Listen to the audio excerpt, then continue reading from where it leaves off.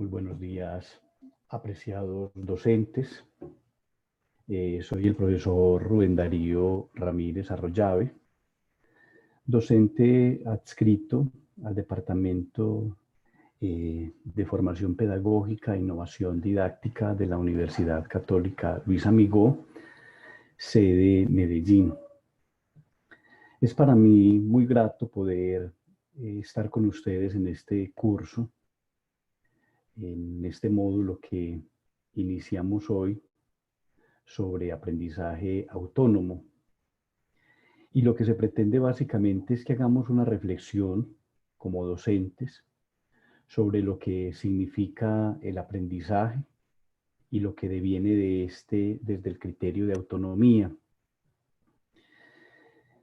Estamos viviendo una época que no es novedad, porque si lo viéramos solo desde la novedad, entonces nos quedaríamos solamente como espectadores. Esto es una oportunidad que tenemos no solamente los docentes, sino todos los profesionales, para que entendamos maneras posibles de desvelar nuestro quehacer en aras de perfeccionar no solamente nuestro ejercicio, sino de motivar a otros a que pueden realizar sus actividades empleando distintos recursos, distintas metodologías, distintas didácticas, distintas posiciones frente al quehacer, pero también frente a aquello que está por revelarse, que está por descubrirse. En áreas de la enseñanza, nuestro objetivo, queridos compañeros, siempre será el de provocar. Si no somos provocadores, si no estamos incitando en la vida y en la esencia de nuestros estudiantes, entonces nuestro trabajo está siendo corto, medido, poco sustancial. Vamos entonces a iniciar esta breve reflexión con algunos elementos, porque realmente necesitaríamos mucho más tiempo, pero de eso se trata, de provocarlos, de que sigamos mirando realmente qué es el aprendizaje, de dónde viene el aprendizaje, cuáles son las nociones que se tienen en pedagogía de aprendizaje, los efectos del aprendizaje en la vida de los estudiantes, cómo se comparte el aprendizaje. De eso también podríamos hablar de qué es el conocimiento, cómo se conoce mejor, cuáles son las bases de todo conocimiento científico, qué relación existe entre el conocimiento y la experiencia, por qué mecanismos o por qué medios nosotros aprendemos mejor, qué significa la tutela del docente en tiempos de pandemia, cuáles son los efectos de la evaluación en el proceso del aprendizaje, qué tiene que ver la legislación vigente, por ejemplo, de Colombia frente a estos procesos educativos. Realmente estamos haciendo una reflexión crítica sobre lo que significa educar hoy. Y más aún, me atrevería a decir, realmente hemos analizado sobre en nuestro acto de presencialidad si hemos tenido ese efecto educativo en la vida de los estudiantes, si somos provocadores de competencias, si hemos interiorizado lo que son resultados de aprendizaje a partir de la competencia. Y así podríamos seguir haciendo muchos cuestionamientos o preguntándonos muchos asuntos frente a lo educativo, porque es que educar implica, como lo dice Rancière, ¿cierto? Implica pasar por esas tres dimensiones, es decir, la dimensión ética, enmarcada en el quehacer educativo, es decir, qué estoy generando yo en el aula de clase o qué estoy generando yo por estos medios con los estudiantes, ¿cierto? Pero también es una realidad política, ¿cierto? Donde estamos en un continuo diálogo operante entre sujetos que van desarrollando un lenguaje profesional. Cada asignatura, vinculada con muchas otras asignaturas, lo que van desarrollando es un lenguaje profesional. Y a su vez ese lenguaje profesional lo que va haciendo es transformando la forma de expresar el pensamiento del estudiante, pero también de mi proceso. ¿Qué nuevas habilidades estoy desarrollando en ese plano político para hacerme entender, para que me entiendan y para comprender también las diferencias que existen en orden de la comunicación, del contexto, de los medios, de las intermediaciones sociales, políticas, económicas, jurídicas, etcétera? Pero también hay una dimensión estética, queridos maestros, es decir, cómo estoy yo planificando realmente mis procesos. En este tiempo se nos ha pedido o que debemos realizar nuevamente un proyecto docente, que no lo debemos copiar. Realmente tenemos la capacidad de comprender que no se puede copiar un proyecto docente porque en estos momentos hay otras intermediaciones, otros lenguajes, otros discursos, otras formas de operar que deben ser portavoces de comunicación y de efectividad en el discurso pedagógico. Porque es que ser maestro las agrupa, lo ético, lo político y lo estético. Nos vamos desarrollando, nos vamos equiparando en ese plano social con el resto del mundo en la calidad de nuestro discurso y de nuestro quehacer educativo. Apreciados maestros, pues el aprendizaje autónomo implica que nosotros seamos autónomos también y que seamos capaces de congregar a una comunidad académica o de congregarnos en una comunidad académica que hablamos un mismo lenguaje, aunque operemos de modos diversos, por supuesto. Entonces, esa es como mi reflexión inicial, que propongamos nuevas maneras de entender lo educativo a partir de mis propios criterios, de mi evolución en lo educativo, de que no veamos todos estos recursos como una dificultad absoluta y total, sino que lo veamos como una oportunidad para recrear el conocimiento. Vamos entonces a iniciar con una presentación donde logro abstraer algunos elementos esenciales de distintos teóricos que al final pues en la bibliografía aparecen en la presentación. Y como les dije pues inicialmente, se trata el asunto, mis queridos maestros, es de que reflexionemos, de que hagamos una reflexión y de que a partir de esa reflexión, pues nosotros, como lo plantea la física, pues realmente expandamos esa reflexión en nuestras actividades pues concretas, en nuestro ejercicio pedagógico. Aquí entonces iniciamos pues con esta presentación que se llama pues aprendizaje autónomo. Aquí tenemos una foto, quiero compartirles un poco, grosso modo pues está esa foto, que tiene mucho que ver con el aprendizaje autónomo. Para la Semana del Idioma, hace 3 años en la universidad, más o menos, invité a todos mis grupos, los que estaba ejerciendo mi ejercicio pedagógico, a que celebráramos el Día del Idioma de una manera distinta. Entonces tenía grupos de gestión educativa, de legislación educativa. Les dije, muchachos, vamos a caracterizar personajes de la literatura universal. Entonces, pues todos asombrados, ¿cómo así, profe? Sí, vamos a leer literatura, vamos a buscar un personaje entre todos que nos llame la atención, que nos guste, que nos provoque, y lo vas a caracterizar, es decir, vas a empezar a buscar atributos del personaje, quién es el personaje, qué hace, cómo piensa el personaje, cómo se vestiría el personaje. Entonces fue muy bonito porque ellos se metieron mucho en su asunto de búsqueda, y finalmente pues ese 23 de abril, todos los grupos, esa semana del idioma, porque no todos los grupos los tenía el 23 de abril, vinieron muy emocionados pues a hacer su presentación.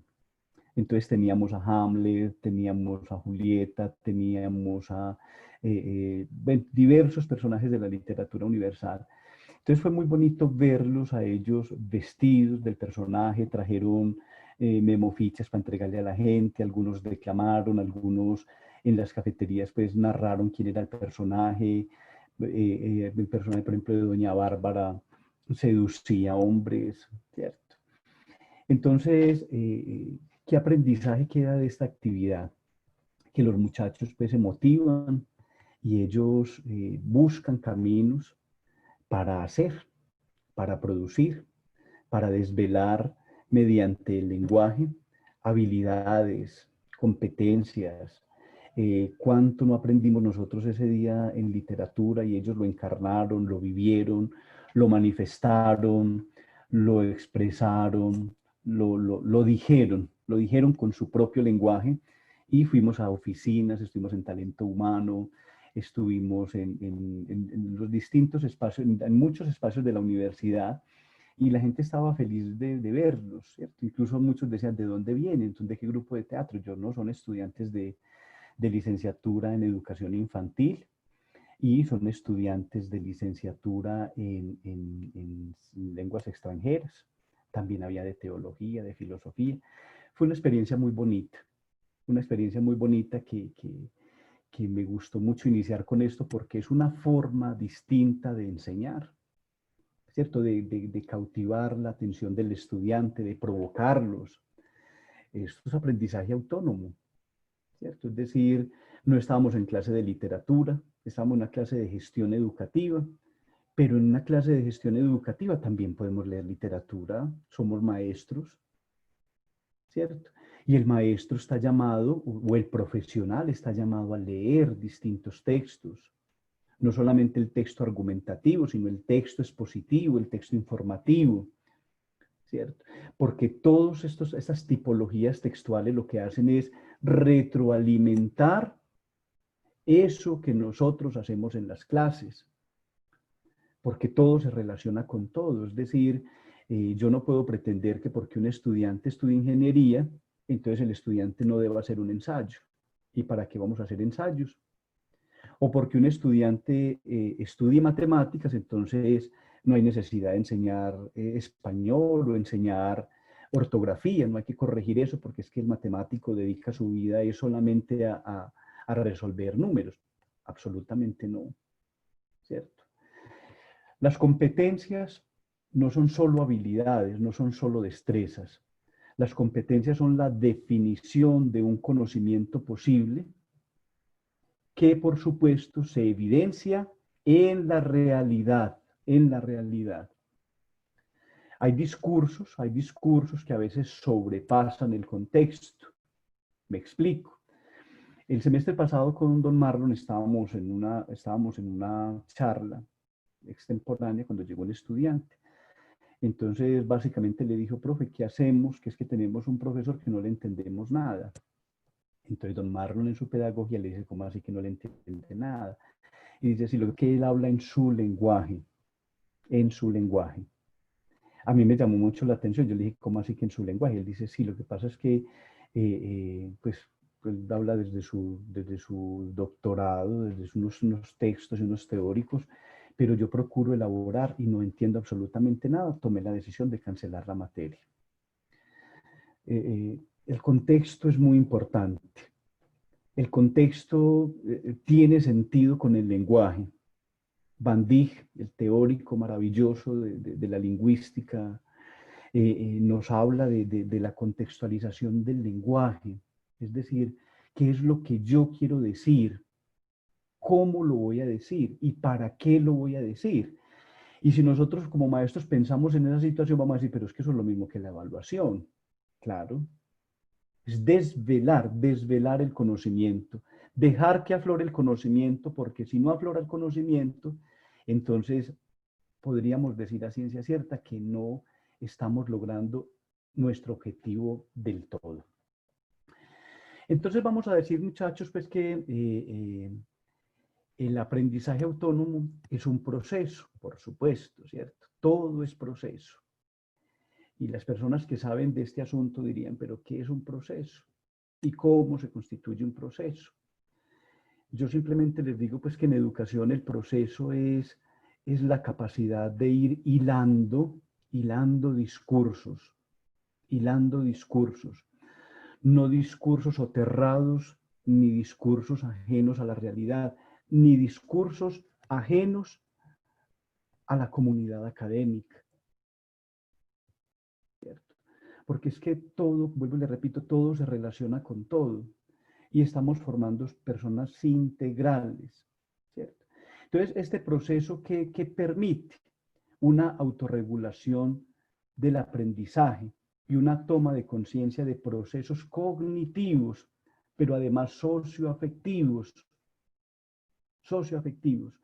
Algo que los estudiantes resaltaron, mucho de los estudiantes resaltaron el acompañamiento el semestre pasado, y eso nos parecía bonito. Es decir, una Maritza Carrillo, por ejemplo, en educación, que es una mujer activa, que le gusta estar con sus amigos, que invita a profesores, que camina por un lado, que camina por el otro, que trae panes de su pueblo, que invita a café. Escribir, profe, yo me he sentido acompañada, ¿cierto? Mis profesores han estado ahí, ¿cierto? Y por eso decido seguir, ¿cierto? Por eso quiero continuar, porque me doy cuenta de que la educación no está implícita solamente en un lugar geográfico, sino que la educación tiene que trascender el cuadro en el que a veces nosotros nos encerramos para hacer monólogos educativos. La educación es un asunto que tiene que provocar y que tiene que desvelar el sentir del estudiante. ¿Hacia dónde voy yo? ¿Cuál es la meta que realmente me circunda a mí? ¿Y qué significan mis profesores en estos procesos de conocimiento, pero también en estas relaciones que yo voy estableciendo con los demás? Esta toma de conciencia es lo que se llama metacognición, por supuesto, ¿cierto? La toma de conciencia de lo que yo voy construyendo, lo que yo voy constituyendo en mi proceso formativo, es decir, las palabras que van haciendo eco en mi mente y las palabras que ya no son novedad porque se vuelven el día a día del quehacer educativo, el día a día del quehacer educativo, lo que yo soy como persona, pero también eso que yo voy hilando en un proceso de formación profesional. Y ahí es cuando entonces las competencias dejan de ser competencias simplemente como definición para procurar hacer resultados de aprendizaje, porque el resultado de aprendizaje, la evidencia no está en una planilla de notas o por supuesto en unos resultados netamente evaluativos que se conservan en los anaqueles institucionales. Los resultados de aprendizaje pues, se van a convertir en la referencia, ¿cierto?, que se evidencia en cada estudiante, en su ejercicio profesional. ¿Dónde está el esfuerzo pedagógico nuestro? En este caso, muchachos, está orientado a la formación de sujetos centrados en resolver aspectos concretos de su propio aprendizaje. Y no solo en resolver una tarea determinada. Ese es el error. Y eso no es aprendizaje autónomo. No es una tarea. Está esta tarea para hacerla tal día. La tarea se hace, muchachos, seamos honestos. Algunos hasta las mandarán a hacer, ¿cierto? Pero yo como docente, ¿cómo voy evidenciando que realmente estoy provocando a estos estudiantes para que realmente tomen conciencia de lo que es su proceso formativo? Por eso nosotros debemos ser personas que constantemente estamos llevando a que el estudiante se cuestione, revise, planifique, controle y evalúe su propia acción de aprendizaje. Entonces, aquí entonces ya hablamos de unos niveles mucho más profundos. Entonces, niveles de comprensión y de control de aprendizaje. ¿Cuáles son las dimensiones de este aprendizaje autónomo, apreciados compañeros? Ya insinué algunos elementos ahorita, pues las dimensiones políticas, las relaciones que se establecen entre las personas, mi rol de docente y el rol del estudiante. El rol de docente que debe ser absolutamente concreto, pero que debe ser una persona con una capacidad de interferencia, de diálogo con el conocimiento. Y cuando uno dialoga con el conocimiento, deja de decir 2x al cuadrado más 2x más e para trascender un poco más el asunto, ¿cierto? Para trascender el asunto.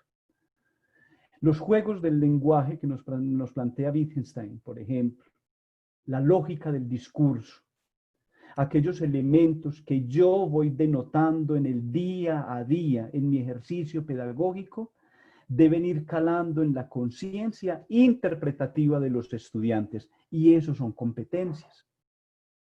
El MEN hace muchísimo tiempo está hablando, desarrollemos y planteemos competencias. Cuando uno habla de competencias genéricas, eso lo voy a hablar más adelante, competencias genéricas, uno dice, ¿qué tanto provoco yo en el estudiante, por ejemplo, la capacidad de interpretar? Pero ¿cómo voy a interpretar si no leemos textos? O si estoy releyendo los textos de hace 40 años o de hace 30 años. Bueno, es decir, ¿dónde está la provocación, la innovación? ¿Cuántos textos míos están leyendo los estudiantes? Fragmentos de lo que yo pienso sobre lo educativo. Esa dimensión moral, lo moral, que es tan bonito. Lo moral es el actuar, mis decisiones en el actuar. El anillo de Gilges que nos propone Platón, un anillo que tú te lo pones y si lo giras te haces invisible. Y entonces la pregunta que nos hace el filósofo es, ¿qué haríamos nosotros o qué podríamos hacer nosotros si estuviéramos invisibles? ¿Cierto?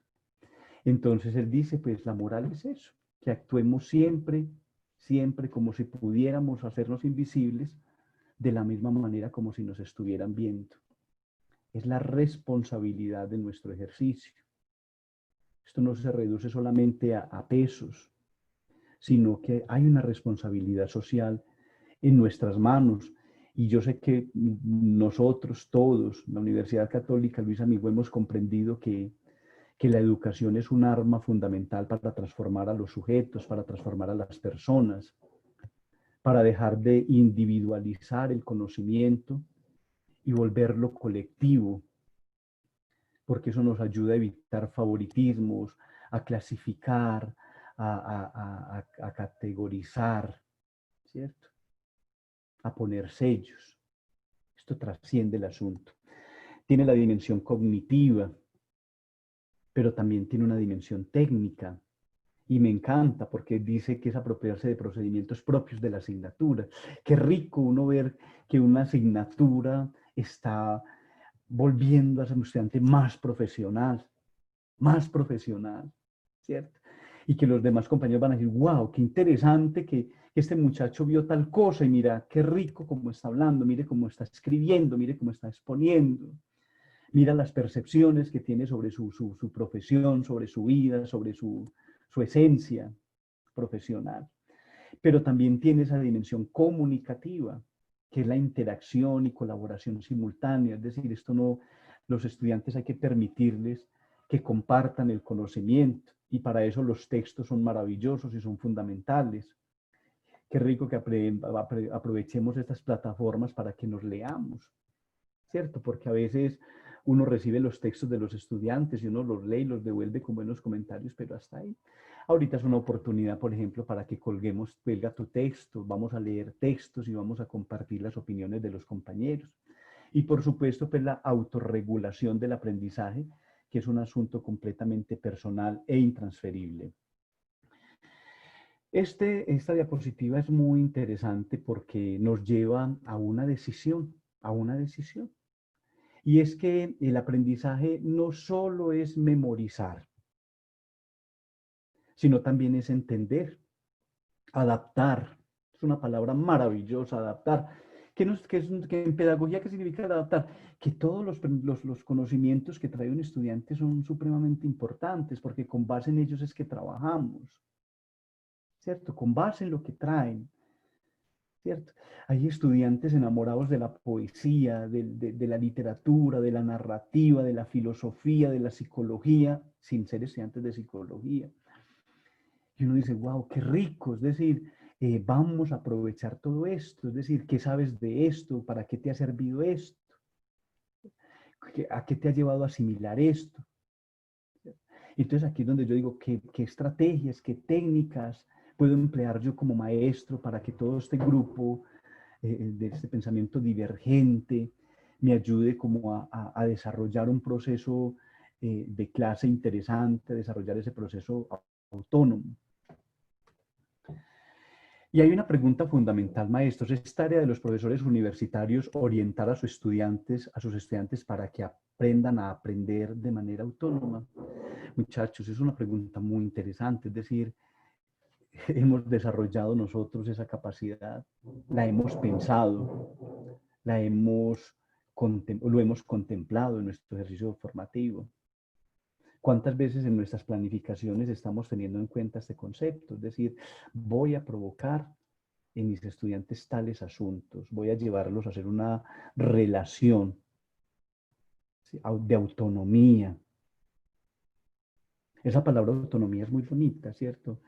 Es autorregularse, ¿cierto? A tener sus propias normas, sus propias leyes y validarlas en su propio discurso, en su quehacer, en su cotidianidad. Estamos generando eso en los estudiantes. Aquí pues hay dos diapositivas, o bueno, una diapositiva con dos fragmentos muy interesantes. Lo primero es que debemos llevar a los estudiantes a vivir o a tener una experiencia en su quehacer cotidiano. El conocimiento nos tiene que llevar también a interpelarnos en ese rol social, lo ambiental, el concepto de enfermedad, el concepto de virus, el concepto tecnológico, el concepto social, el concepto de responsabilidad. Y a la par de esto, queridos maestros, ir desarrollando capacidades intelectuales, pero también socioafectivas.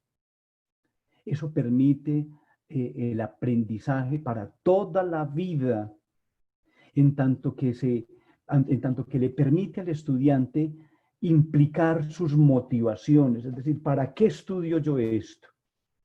Esto cómo se relaciona con el otro, con lo otro, con esa dimensión social, cómo resuelvo problemas, cómo comprendo la realidad, qué perspectivas tiene este curso, tiene esta profesión en términos de sociedad, en términos de país.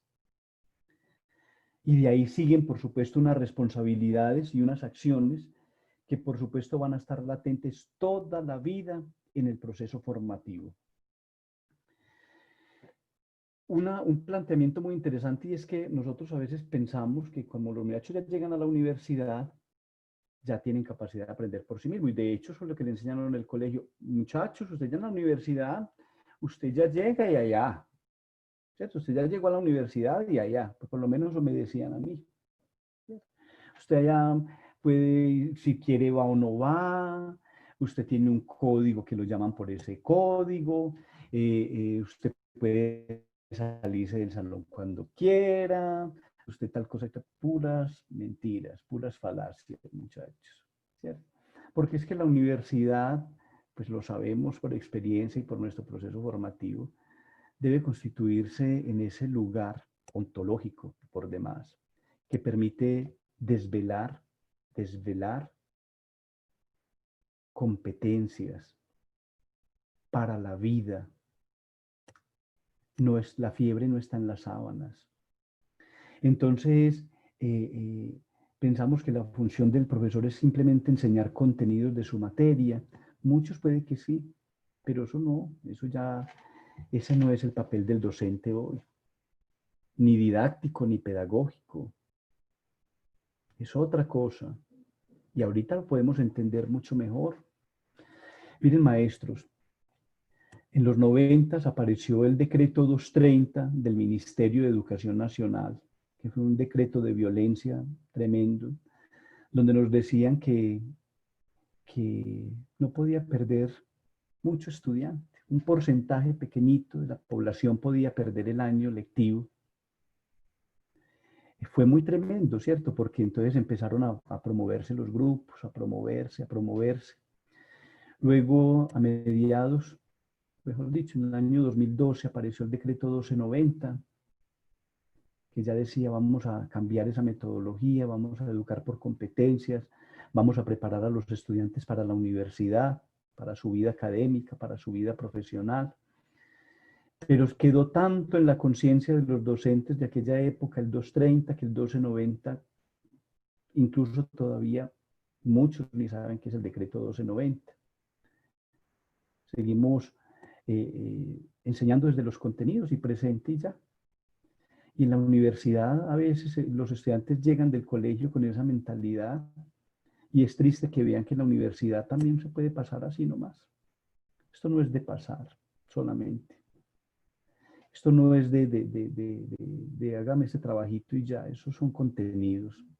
Entonces, realmente la responsabilidad pedagógica está en que yo tenga claro de que mis estudiantes aprendieron y de que empleé los recursos adecuados para que mis estudiantes aprendieran y fueran mejores, un poquitico mejor. Y ese poquitico mejor garantiza nuestro ejercicio profesional. Lo decía ahora, ¿cierto? Hay muchas habilidades instrumentales que harán parte del aprendizaje, que están en el aprendizaje autónomo, porque el estudiante no lee con el docente, por ejemplo. Pero ¿cómo llevo yo a mis estudiantes a hacer lectura crítica?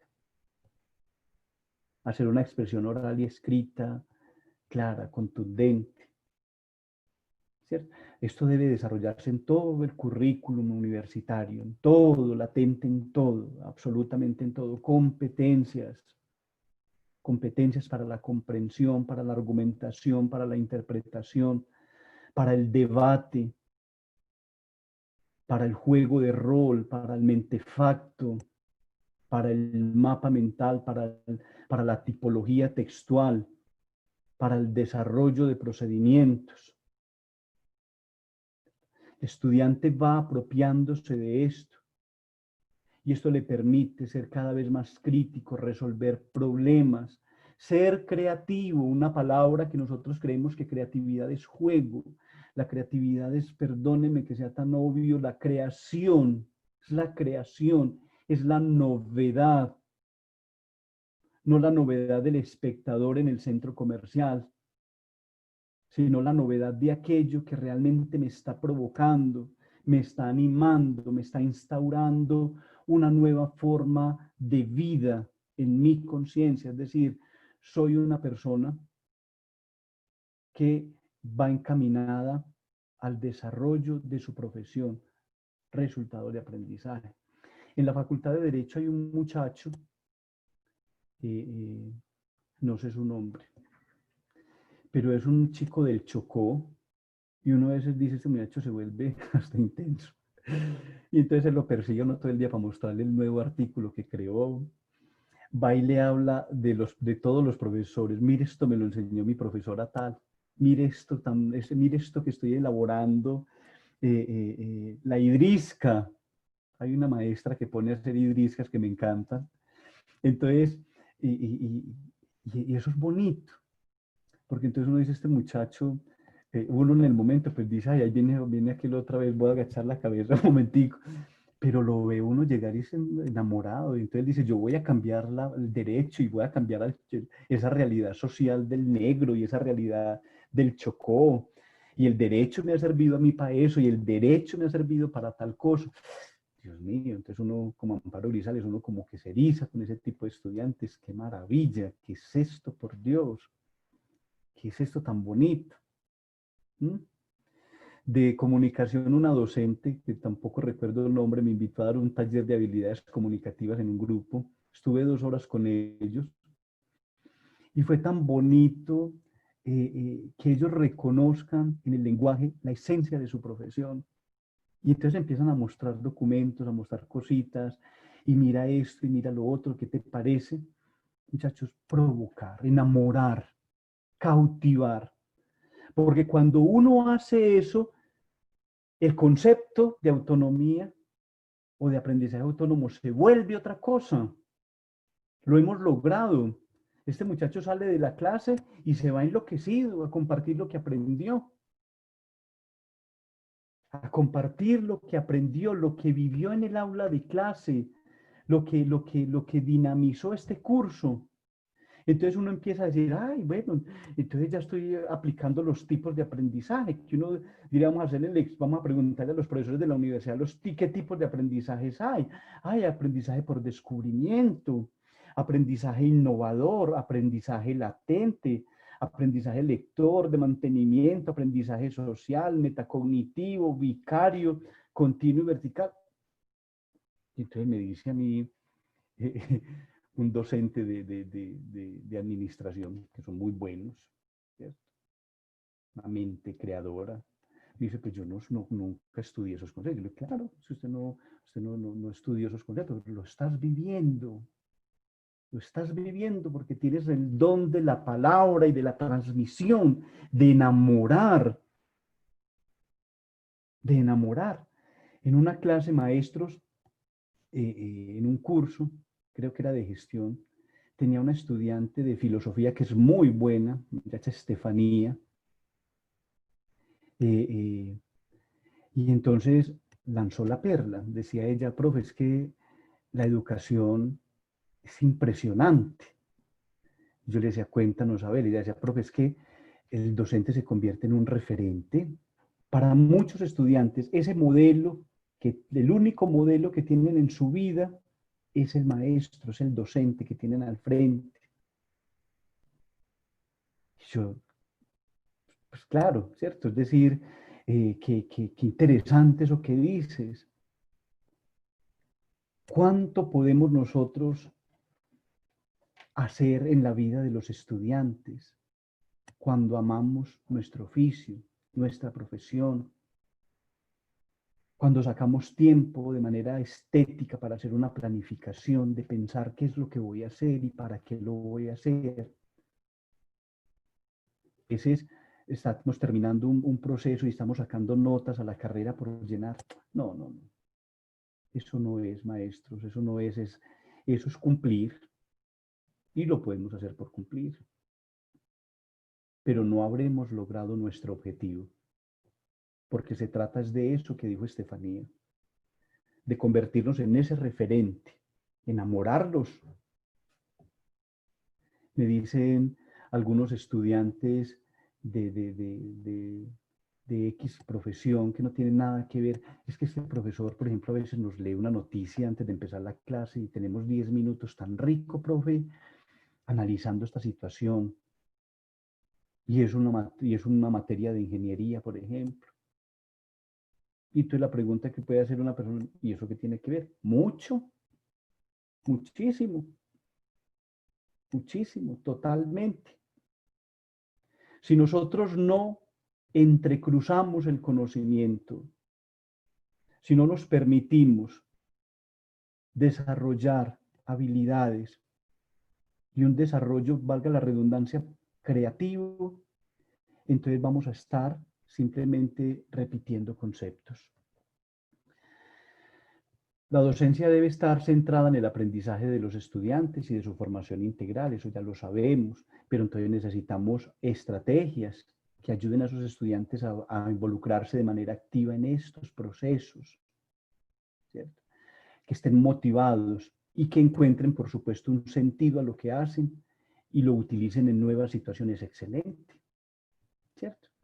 El sentido del curso, está claro, vimos hoy esto, que uno diga, wow, ¿qué es eso? Mire qué maravilla, la lógica del discurso, la lógica del aprendizaje, el desarrollo de esas competencias, me siento más integral, ¿cierto? Hoy no dormí en esta clase, ni disimulé atención ante un discurso absolutamente elaborado por encima del bien y del mal, ¿cierto? O del temor, o de la incapacidad para entender de qué manera voy a aplicar yo eso que me están enseñando en mi vida cotidiana. El aprendizaje, pues entonces, es un proceso multifactorial, ¿cierto? Multifactorial. Tiene distintas manifestaciones, se relaciona con muchas cosas y parte desde distintas situaciones, desde el ver, desde el oler, desde el tocar, desde el palpar, desde el sentir, desde el escuchar. Y eso se van involucrando en la vida consciente y en la vida inconsciente. ¿Dónde se manifiesta? En esa capacidad para resolver problemas. Por eso este aprendizaje se vuelve significativo cuando es funcional. Cuando es funcional. Es decir, lo voy a aplicar en situaciones concretas donde se me exigen. Y mientras más significativo sea, mayor es su funcionalidad. Mayor es su funcionalidad. Por eso uno ve muchachos pidiendo en biblioteca que por favor den cursos de lectura, de escritura, de oralidad, porque en todo su proceso formativo lo han sentido como una necesidad latente, pero no han tenido la formación adecuada en ese componente formativo. Y vuelvo a repetir, es responsabilidad de todos nosotros que nuestros estudiantes se involucren con esos ejercicios de lectura y de escritura. Pero que también sea un proceso activo. Entonces, no es solamente registrar conocimientos mecánicos, memorísticos, que son importantes, por supuesto, sino que hay que propiciar actividades para elaborarlos, organizarlos, estructurarlos, comprenderlos y asimilarlos significativamente en estructuras cognitivas organizadas. Organizadas. El caos es significativo en algunas dimensiones del arte, pero el caos es significativo porque permite organizar. Pero uno a veces ve estudiantes en últimos semestres con un caos tremendo en su mente. Sus 4 años o si sus 5 años no le ayudaron a organizarse, a estructurarse. Y entonces ahí viene la pregunta, es decir, ¿qué tanto logré yo transformar a este sujeto y qué tanto permitió él también que le transformaran su vida? Aula de clase no es suficiente. Entonces también es un proceso constructivo, ¿cierto? Construimos significados. El diccionario es un texto fabuloso, pero no es fabuloso por la cantidad de palabras que tiene, sino por los significados. ¿Qué significa esto? ¿Qué significa aquello? ¿Para qué es? ¿Para qué es? ¿Para qué me sirvió a mí aprender aquello? Eso previo. ¿Y cómo puedo yo dar el salto a otro tipo de conocimientos relevantes y útiles? ¿Qué necesitan aprender los estudiantes de la universidad? Y ahí podríamos parar y dejarle una tareita. ¿Qué necesitan aprender tus estudiantes? Mis estudiantes. ¿Qué requieren aprender ellos en mi área, en mi campo, en su campo? ¿Cierto? Entonces aquí volvemos al asunto de las competencias. ¿Cierto? Esas combinaciones de atributos como son los conocimientos, las actitudes, los valores, las habilidades que se integran y se relacionan cognitivamente, socioafectivo, ético, cultural, contextual, que en esa amalgama posible permite que aflore esas habilidades y esas destrezas en la cotidianidad de mi formación, de mi profesión. Es ahí donde nosotros como docentes debemos reactivar técnicas, muchas técnicas. La didáctica es maravillosa. La didáctica no es juego. La didáctica es el quehacer de lo educativo. Es el quehacer de lo educativo. Sobrepasa el hacer. Porque lo didáctico desvela de manera integral no solamente mis procesos pedagógicos, sino lo que los estudiantes entregan. Uno ve, por ejemplo, a la profesora Sandra Ramírez y uno la ve con unos textos hermosos y ella los exhibe, pero con un orgullo impresionante en la sala de profesores, y tiene toda la razón. Ahí se desvela el sentir de sus estudiantes, la psicología, la pedagogía, la infancia, latentes en una cantidad de imágenes, en textos forrados, con láminas, con imágenes, con figuras, con textos, ¿cierto? La didáctica es ese exhibir el conocimiento, mostrar, manifestar, decir esto es. Pero también son normas, claro, hagan lo que quieran. No, no, no. La norma es sustancial. ¿Y qué sería del mundo sin la norma? ¿Es imponer? No. La norma ya está. La norma ya está. ¿Qué hay que hacer? Interpretarla. ¿Y cómo se interpreta? Leyendo el contexto, leyendo la realidad. También hay unos procedimientos, actividades, valores para que el estudiante pueda irse evaluando y pueda ir denotando desempeño, que van siendo en últimas pues manifestaciones de ese aprendizaje autónomo.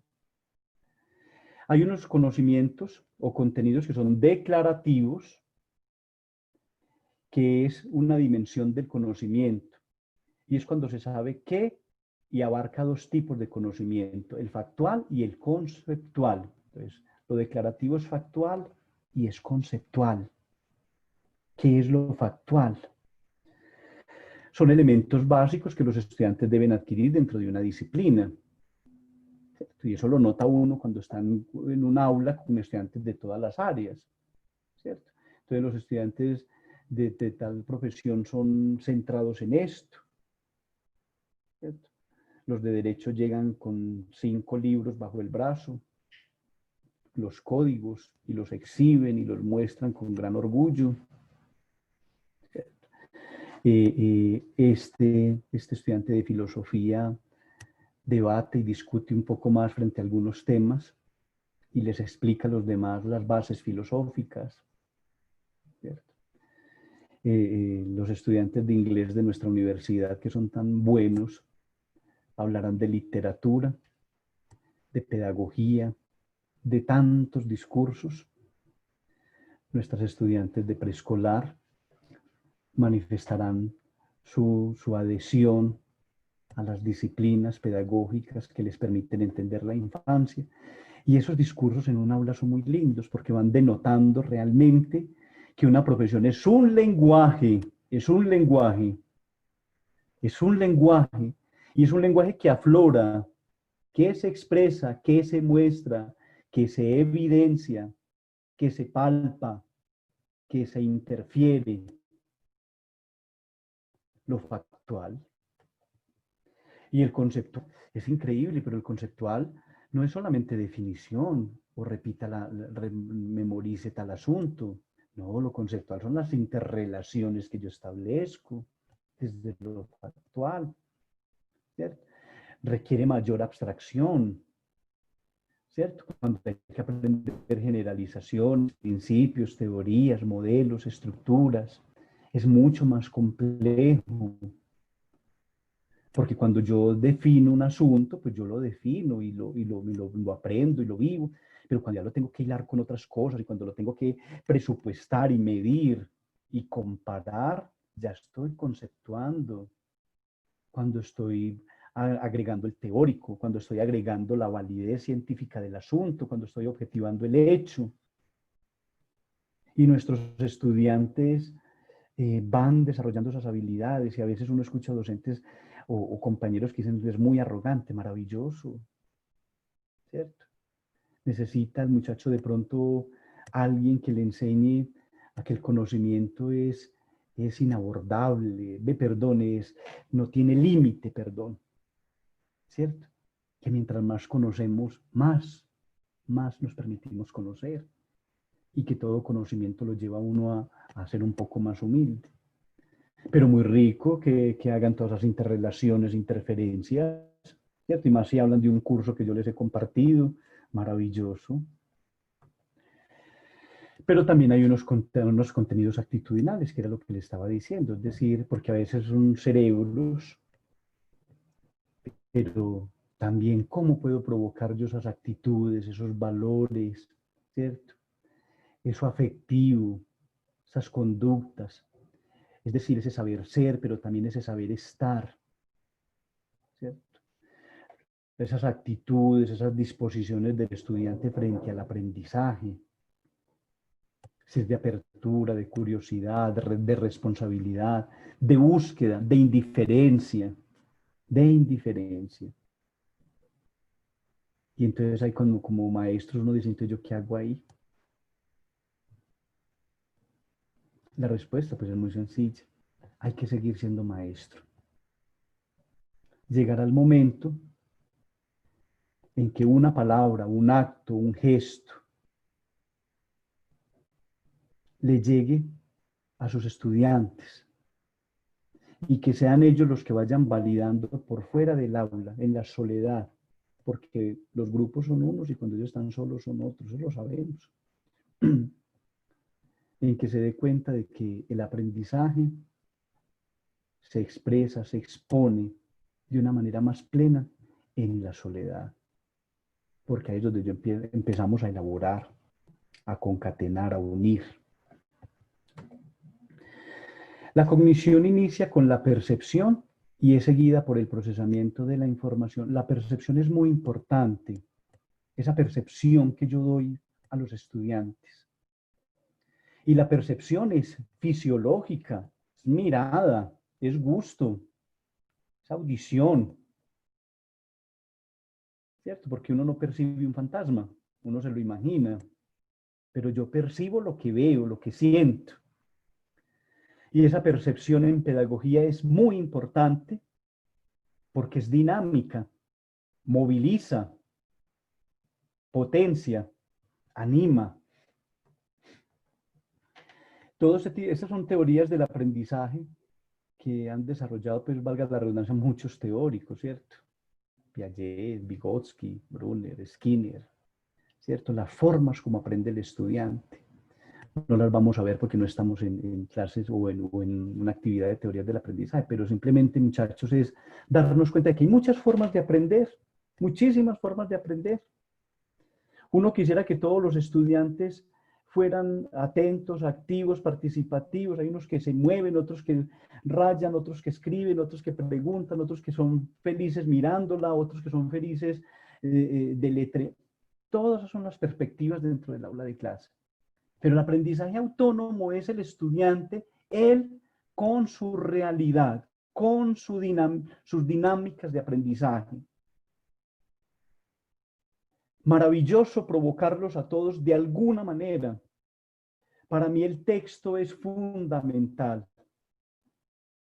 El texto, un maestro que sea capaz de hablar de texto, de dirigir desde el texto, no desde 1000 diapositivas en una hora de clase.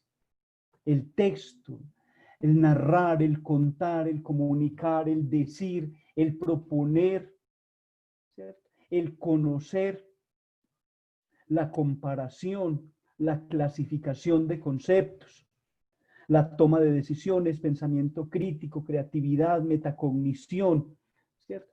Que unos autores que hacen una lista maravillosa de qué se necesita para aprender.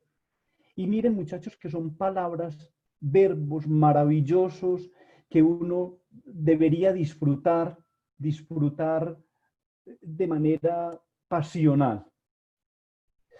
Imagínense el percibir. ¿Qué es percibir, por Dios bendito? ¿Qué es deducir, asociar, comparar, interpretar, generalizar, analizar, relacionar, evaluar, sintetizar, observar, expresar, crear, clasificar? Es la lista de ellos. Nosotros tenemos nuestros verbos, los tenemos claros, ¿Qué necesitan mis estudiantes para aprender? ¿Qué necesito yo para aprender? Ver, observar, dinamizar, cultivar, escribir, provocar, diseñar, hacer. Cuando uno va a las ferias que hacen en la universidad, por ejemplo, de facultades como de ingeniería, de arquitectura, es un deleite ver las maquetas.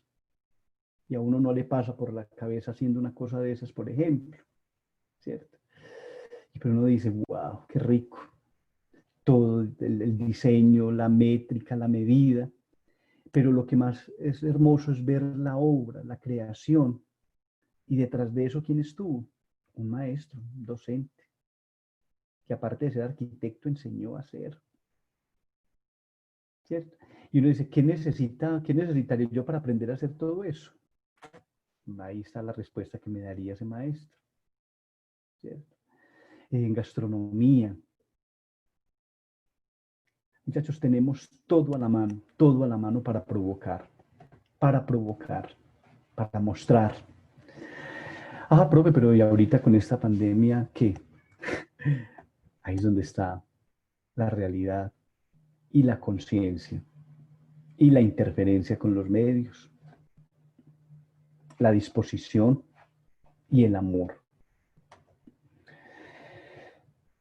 Estas operaciones cognitivas, es decir, este desarrollo de lo que hablamos anteriormente, se transmite mediante un lenguaje, ya lo dije, ¿cierto? Se concretan en habilidades cognitivo-lingüísticas, como describir. También aquí asuntos interesantes para el aprendizaje autónomo, describir, definir, resumir, explicar, justificar, argumentar y demostrar. Darle significado a experiencias, a vivencias y al material que trabajamos, ¿cierto? Hay muchas formas de pensarnos. Yo pienso que el preguntarle a un estudiante después de que llegue de su semestre, haga un texto de una página donde cuentes que hiciste en vacaciones, donde el muchacho saca el mismo texto que está utilizando desde 11. Hay muchas otras cosas que preguntar y que indagar, que ponga al muchacho a reflexionar y a pensar.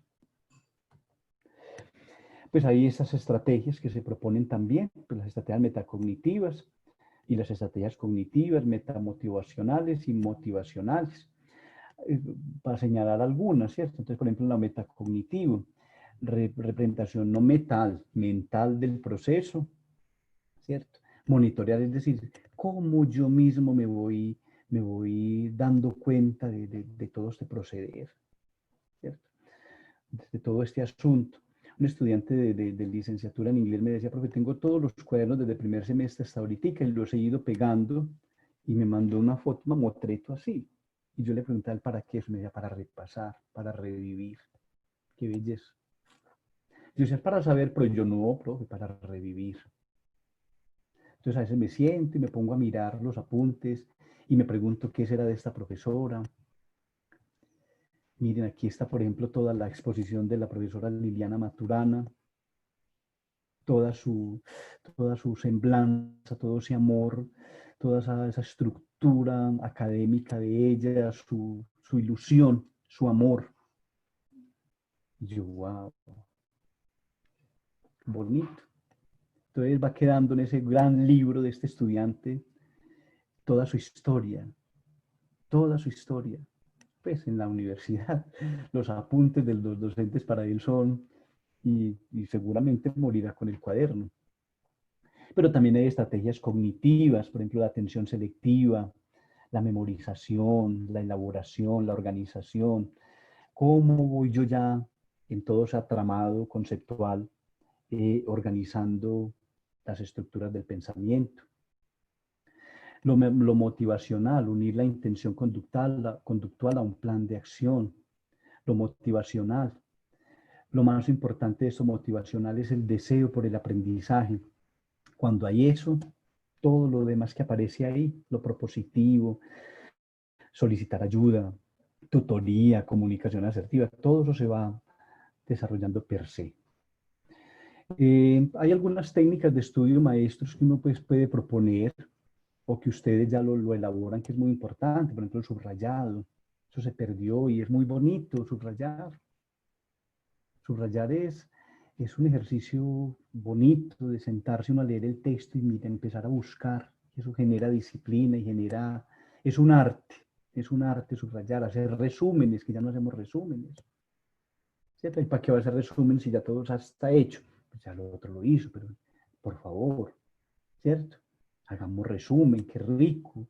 Sentame a leer un texto y mirar a ver qué es lo que está diciendo en esencia este teórico. Hacer esquemitas, ¿cierto? Hacer fichas de trabajo, una revisión documental. Excelente.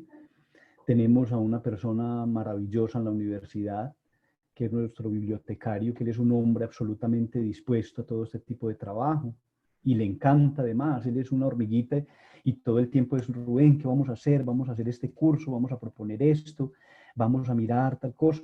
Aprovechar todas esas fuentes que tenemos ahí ya organizadas, que otros diseñaron para buscar. Lo que pasa es que yo les digo a los estudiantes que nosotros queremos ver resultados ya, los estudiantes, pero nosotros los docentes también. Yo quiero ver resultados ya, pues de una.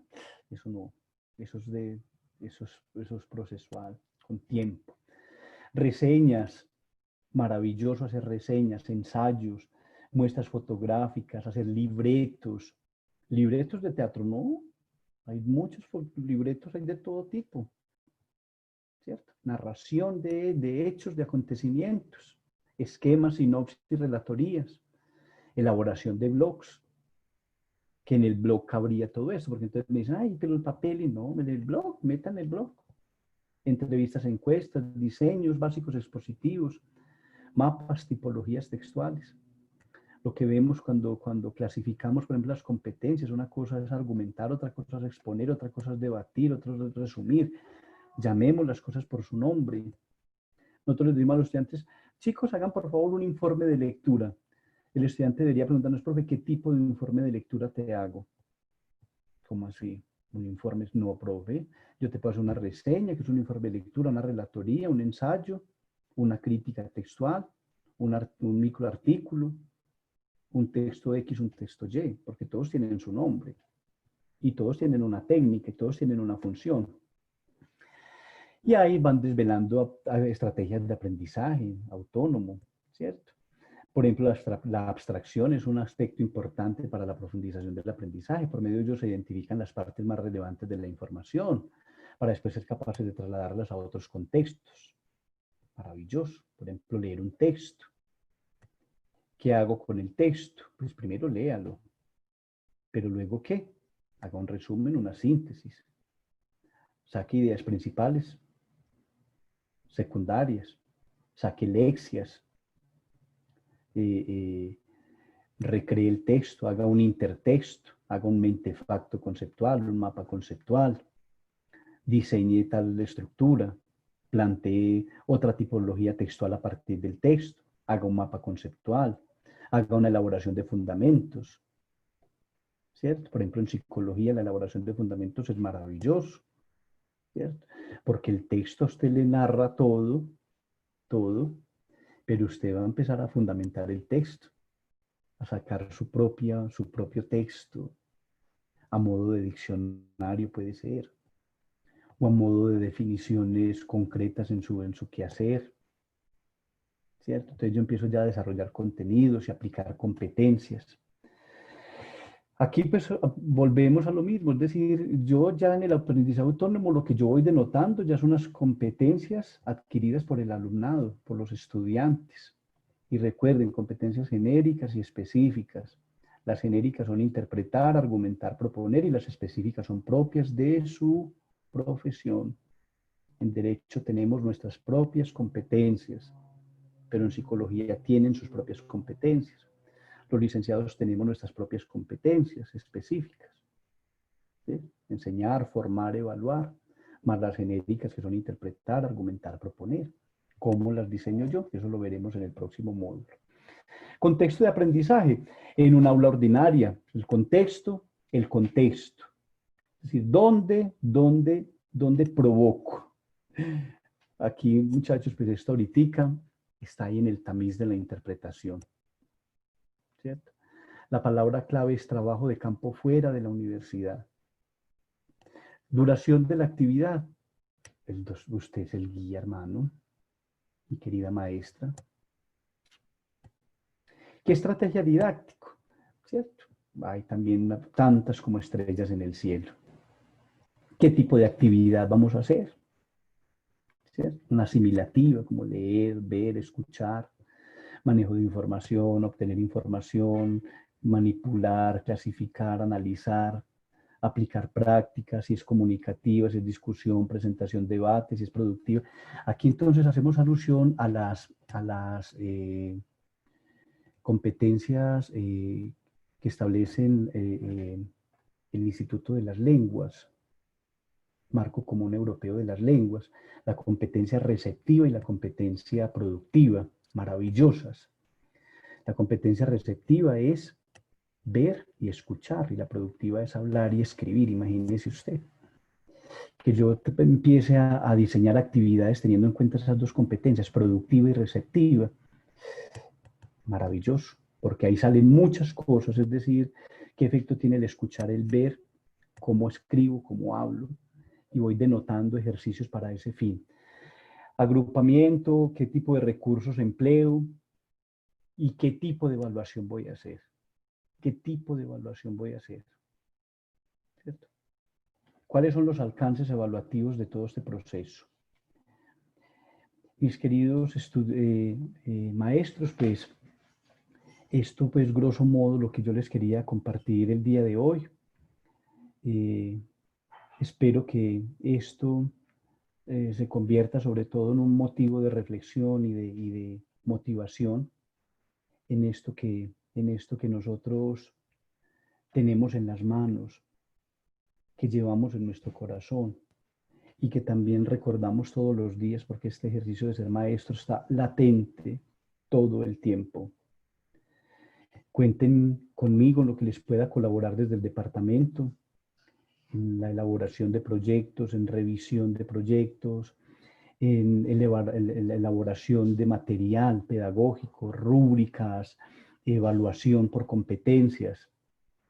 Ustedes no están solos, tienen este departamento, este grupo humano que busca es acompañarlos o acompañarnos todos en esta magnífica escuela de Luis Amigó, que nos ha regalado este espacio para que nosotros podamos servir, acompañar, realizar esa vocación que en el fondo tenemos nosotros de ser líderes, de ser guías, de acompañar a estos muchachos a la realización de sus sueños. Muchísimas gracias y que Dios los bendiga.